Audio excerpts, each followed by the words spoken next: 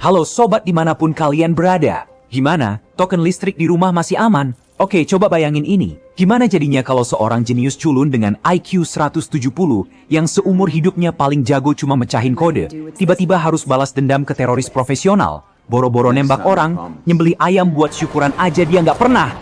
Nah inilah premis gila dari film The Amateur. Jadi, daripada banyak basa-basi, langsung aja kencangkan sabuk pengaman. Kita akan bedah alur ceritanya sampai tuntas. Kenalan dulu sama tokoh utama kita panggil aja Baskara. Dari luar, Baskara ini profilnya suami idaman mertua. Kalem, nurut, gak banyak tingkah, dan bucin banget sama istrinya Sarah. Saat Sarah izin kerja ke London pun, dia cuma bisa bilang, hati-hati ya sayang, tapi di balik penampilan ala kadarnya, Baskara ini bukan orang sembarangan. Dia kerja di markas utama CIA sebagai kriptografer. Spek otaknya itu server Google, tapi spek fisiknya admin warnet yang hobinya rebahan.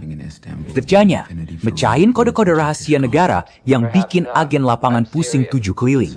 Kehidupan adem ayemnya mendadak jadi neraka. Atasannya, Direktur Moore, datang membawa kabar yang meremukkan hatinya. Terjadi serangan teroris di London dan Sarah tewas di lokasi kejadian. Dunia Baskara seketika runtuh. Didorong rasa duka, Baskara mencoba mencari keadilan. Dia tanya perkembangan kasusnya ke Direktur Moore, tapi jawabannya cuma jawaban template sabar ya lagi diproses.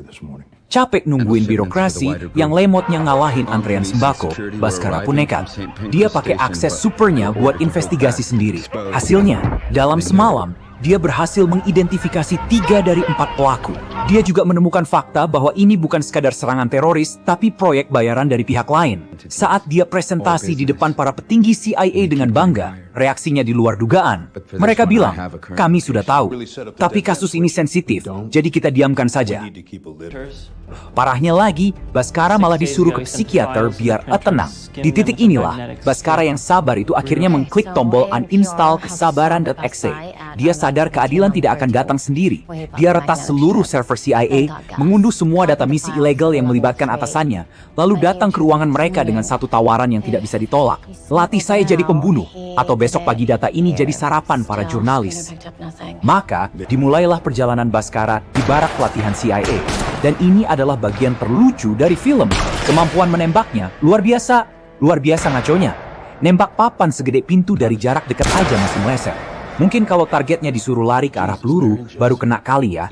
Tapi, jangan remehkan si jenius. Gagal di senjata api, dia malah jadi ahli merakit bom dari Pringles dan deodoran.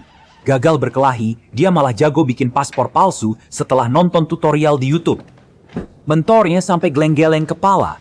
Ini anak mau balas dendam apa? Mau buka usaha travel gelap? Setelah kabur dari barak, karena tahu Direktur Moore mau menghabisinya, Baskara memulai tur Eropanya seorang diri.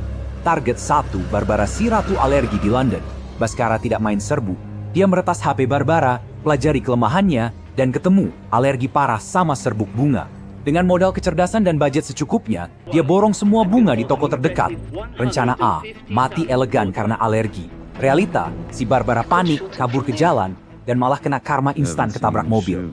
Satu tewas dengan cara yang tidak terduga. Target 2, Miska si perenang angkuh di Spanyol. Dengan bantuan teman online-nya, Yuli, Baskara melacak Miska yang hobinya pamer berenang di kolam kaca antar gedung.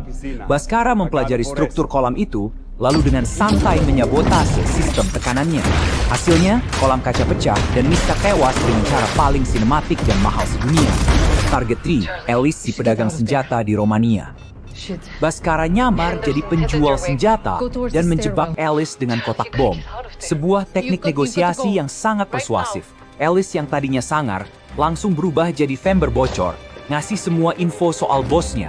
Setelah dapat info, nasib Alice, ya, duar. Target terakhir, si bos besar yang menembak Sarah, ada di kapal pesiar mewahnya. Baskara berhasil menyusup tapi langsung ketangkap. Si bos dengan songongnya ngasih pistol ke Baskara. Ayo tembak saya.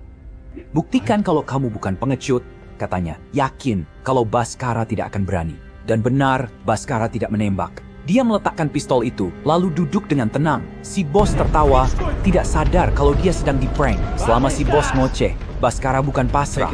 Dia lagi ngecek GPS. Kapal itu diam-diam sudah dia retas dan kemudikan dari jauh, memasuki wilayah perairan Finlandia.